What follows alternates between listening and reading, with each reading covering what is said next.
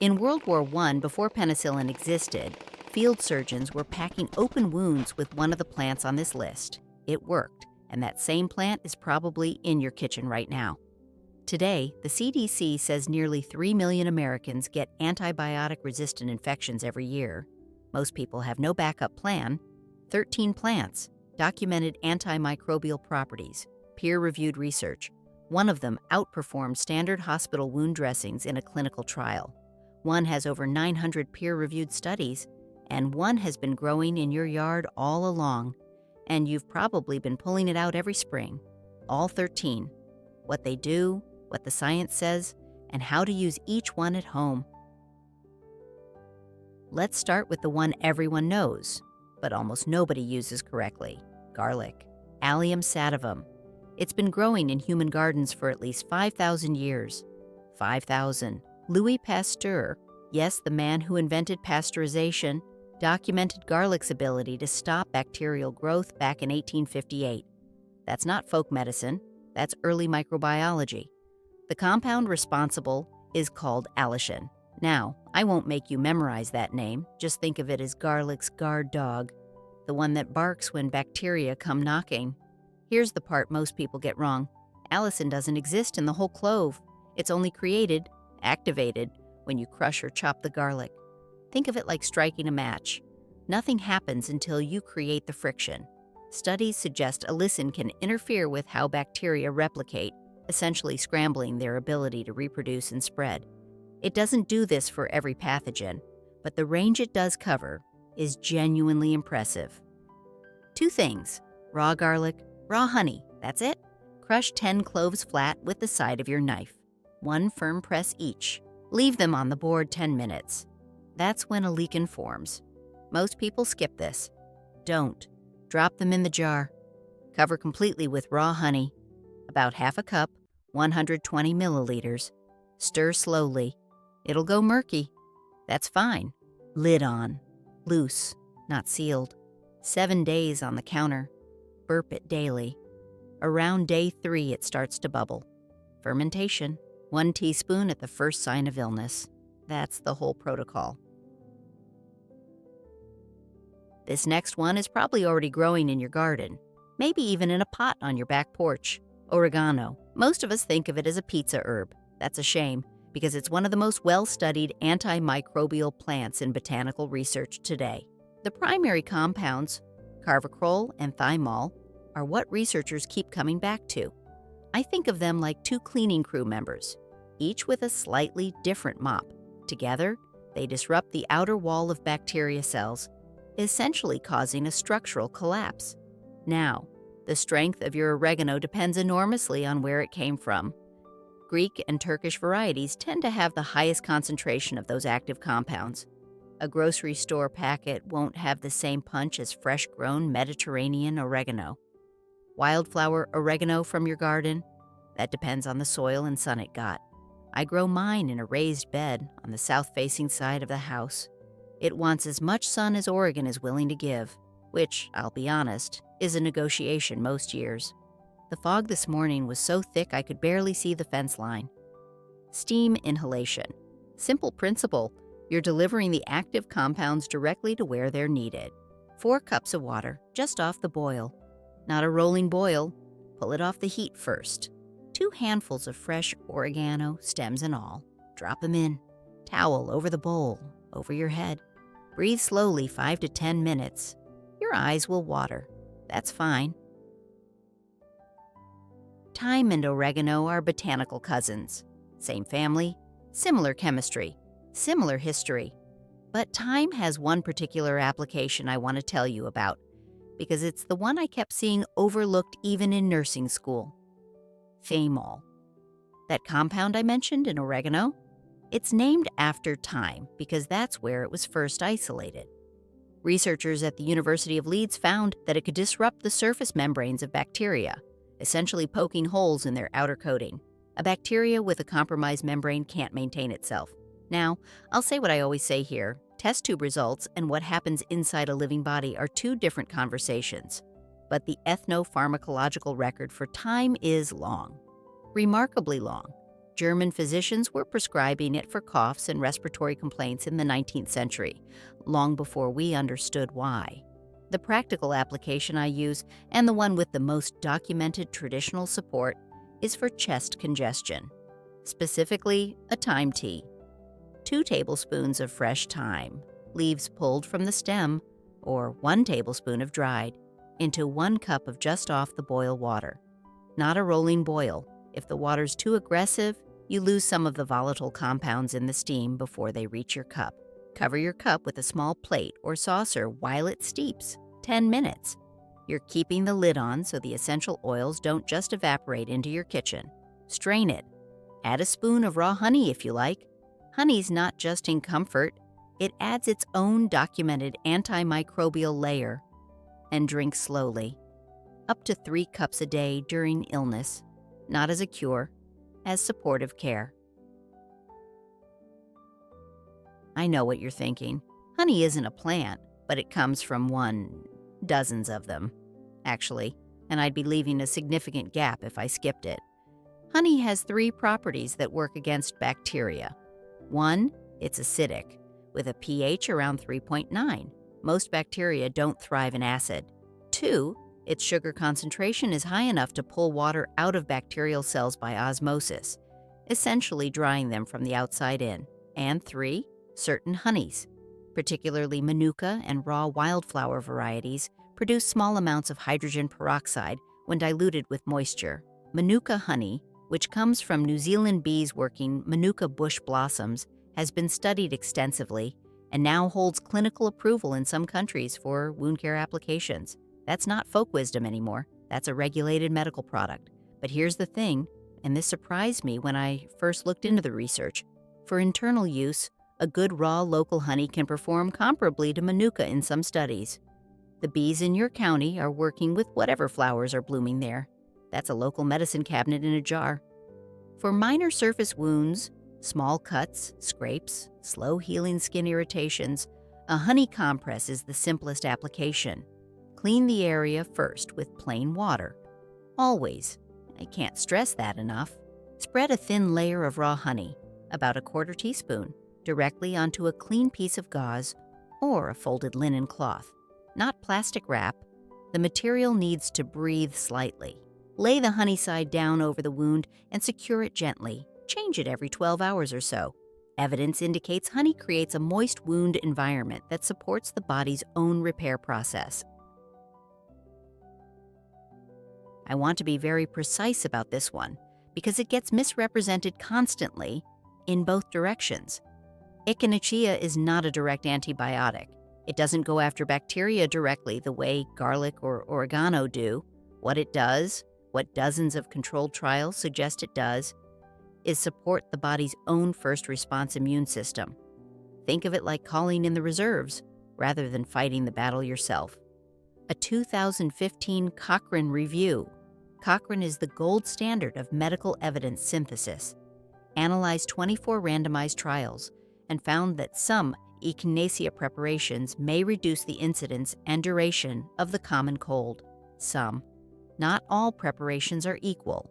The root preparation tends to be more potent than the leaf or flower, particularly for Echinacea angustifolia.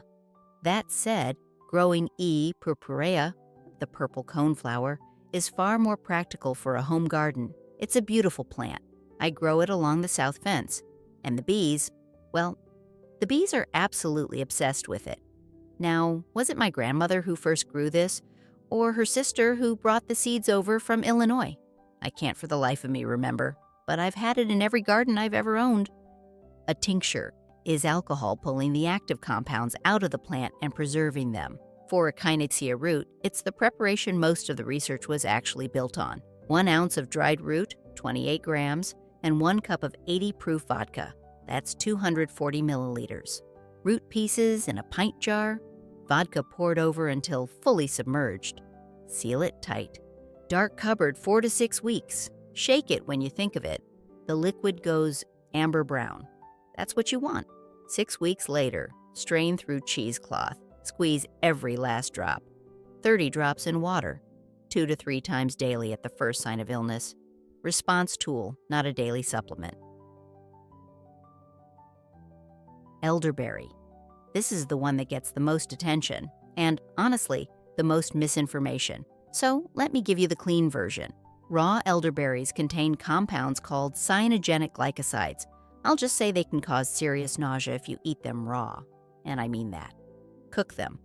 Always cook them. What the research consistently shows, and there are multiple randomized trials here, not just test tube work, is that elderberry preparations can meaningfully reduce both the duration and severity of influenza symptoms. One often referenced Norwegian study found that flu sufferers taking elderberry extract recovered about 4 days faster than the placebo group. The mechanism researchers point to is that certain flavonoids in elderberry appear to bind to flu virus particles. Think of them like tiny hooks that grip the virus and prevent it from latching onto your cells. The creator packed a remarkable pharmacy into something most people think of as a garden ornamental. 2 cups of fresh elderberries, or 1 cup dried, into a saucepan with 2 cups of water. Bring to a boil, lower to a gentle simmer. Let it simmer 45 minutes until reduced by half. You want deep wine red. Cinnamon stick, 3 or 4 whole cloves, a coin of fresh ginger. Add them while it cooks. They're not just for flavor. Strain it. Cool to lukewarm, not hot. Then stir in half a cup of raw honey. Hot liquid destroys honey's beneficial properties. Pour into small jars. Keeps 3 months in the fridge. 1 tablespoon a day to prevent. 3 times daily at the first sign of illness. Turmeric, 900 peer-reviewed studies.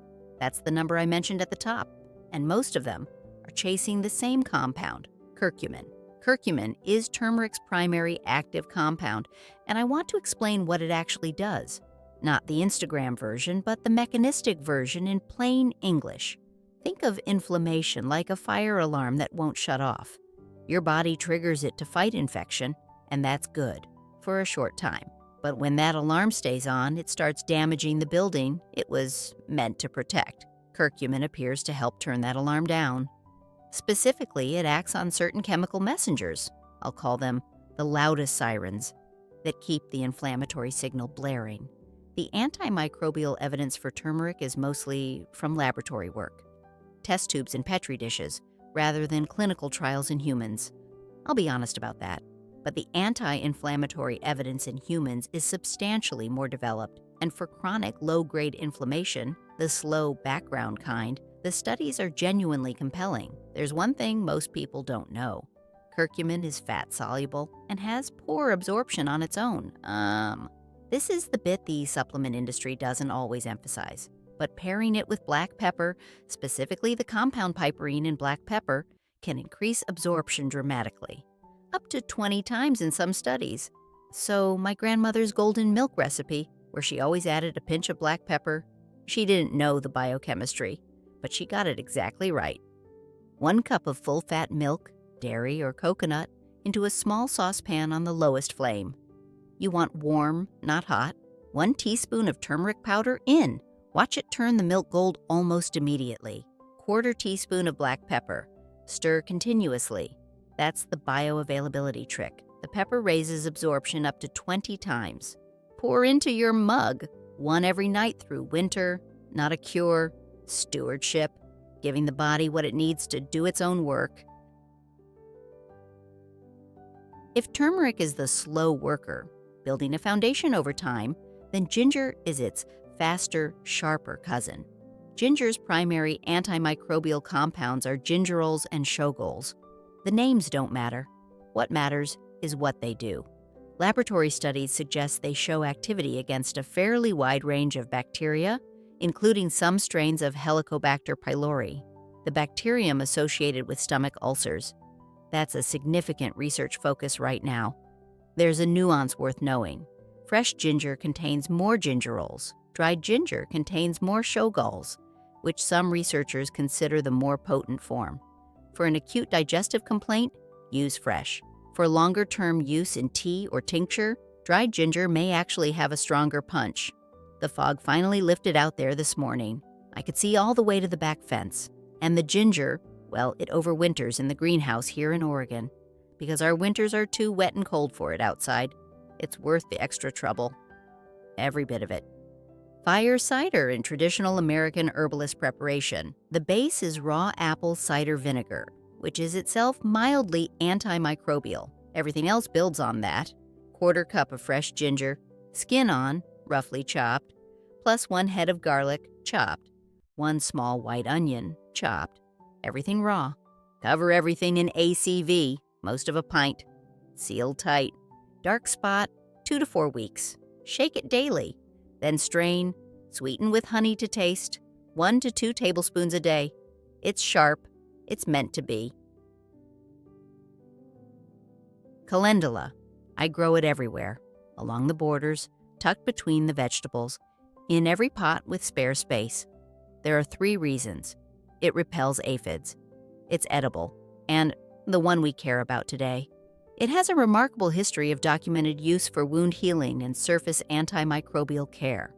The primary mechanisms identified in research involve a group of compounds called triterpenoids and flavonoids, which appear to reduce inflammation at wound sites and show meaningful activity against certain bacteria in laboratory settings. Evidence indicates it may also support the formation of new tissue at the surface of wounds. A clinical study published in the Journal of Clinical Oncology found calendula preparation significantly outperformed standard care for skin integrity in radiotherapy patients, and that was a peer-reviewed hospital setting, not a garden study. That result still impresses me every time I think about it. Remarkable. The one thing I want to emphasize, calendula is not interchangeable with French marigold, tagetes. Same family, different genus, different chemistry. If someone hands you tagetes seeds and calls them calendula, politely ask to see the packet again. Fill a clean pint mason jar loosely with dried calendula flowers. Dried, not fresh. Fresh flowers contain moisture that will cause the oil to go rancid within weeks. Pour olive oil over the flowers until completely submerged with at least 1 inch of oil above them. The oil will work down into the flowers over the first day. You may need to top up. Place on a sunny windowsill for 4 to 6 weeks. Then strain through cheesecloth. What you have is a finished medicinal oil ready to apply directly to skin or to use as the base for a salve. Rosemary is a plant that almost everyone grows, and almost nobody thinks about medicinally. That's a quiet waste. Research into rosemary's antimicrobial properties has focused primarily on 2 compounds, rosmarinic acid and carnosic acid. Studies suggest these act against several bacteria strains, including Staphylococcus and some gram-negative bacteria. Preliminary evidence also points to antifungal activity, particularly against Candida. What I find particularly interesting, and this doesn't get mentioned enough, is that rosmarinic acid appears to act as a free radical scavenger. Think of free radicals like sparks flying off a bonfire inside the body. They're normal, but when there are too many, they start singeing things they shouldn't. Rosmarinic acid helps put those sparks out. That's why rosemary is studied not just for antimicrobial work, but as an antioxidant with protective properties for the nervous system. I have a rosemary plant that's at least 12 years old. Sits on the south corner of the house in a big clay pot. It's been through everything. Ice storms, drought years, one very determined deer. Still here. There's a lesson in that, I think. For foot or nail fungus, which is extraordinarily common and rarely talked about, a rosemary soak is one of the most practical home preparations I know. 2 quarts, about 2 liters, of water to a boil, 8 to 10 large rosemary sprigs, 4 tablespoons of sea salt. Simmer 5 minutes, then cool to comfortable temperature. Soak 15 to 20 minutes once daily. Dry thoroughly between toes afterward. Dampness is what fungus lives on. Consistency over 2 to 4 weeks matters more than any single application.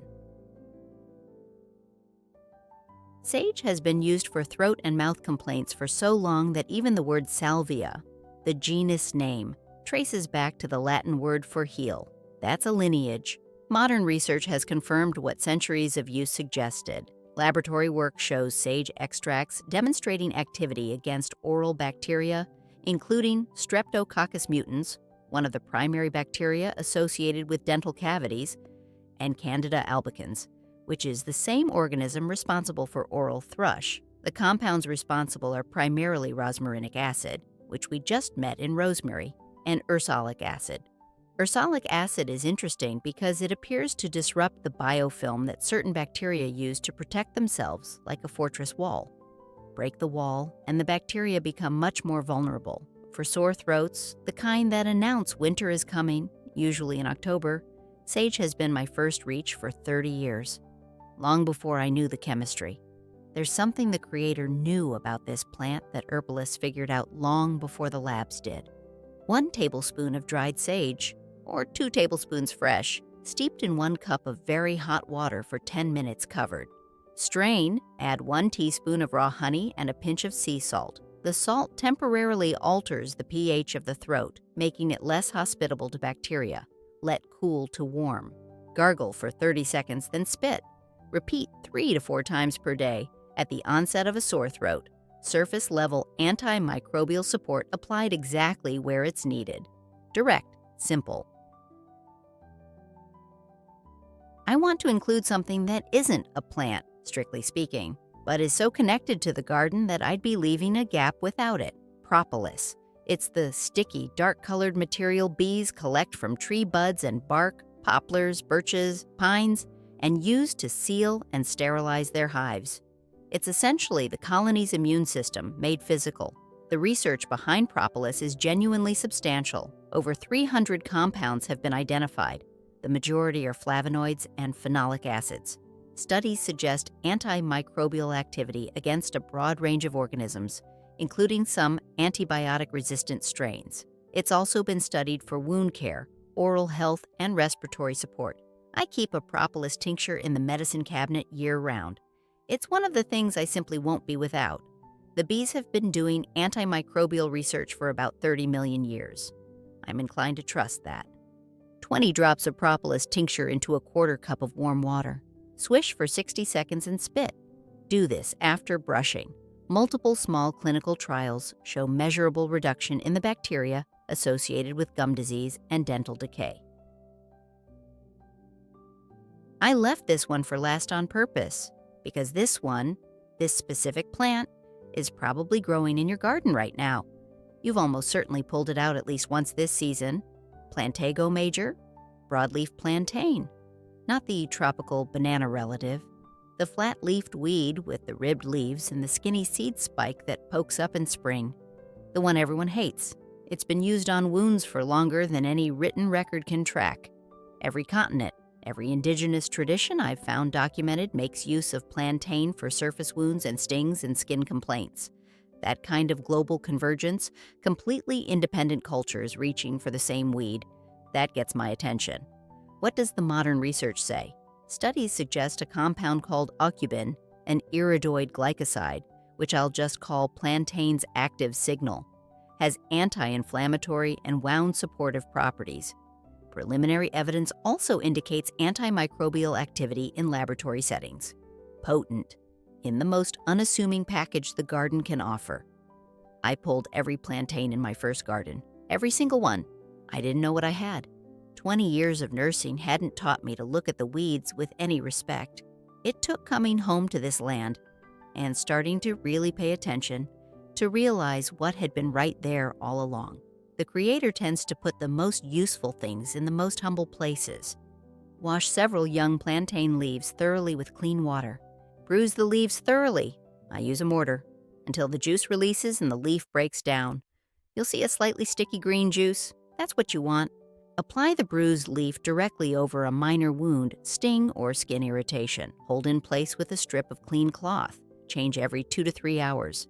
This is not a substitute for cleaning a wound or for professional care with anything serious. It's what the soil gave us for the small daily injuries that life always brings. 13 plants, and I suspect most of you recognized more of them than you expected. Garlic and honey you probably had in the kitchen already. Oregano and thyme maybe in a pot by the door. Plantain. Well, now you know not to pull it. I want to be clear about something as we close. I'm not telling you to throw away your prescriptions or skip the doctor. I spent 20 years watching what happens when people delay care they needed. That's not what this is.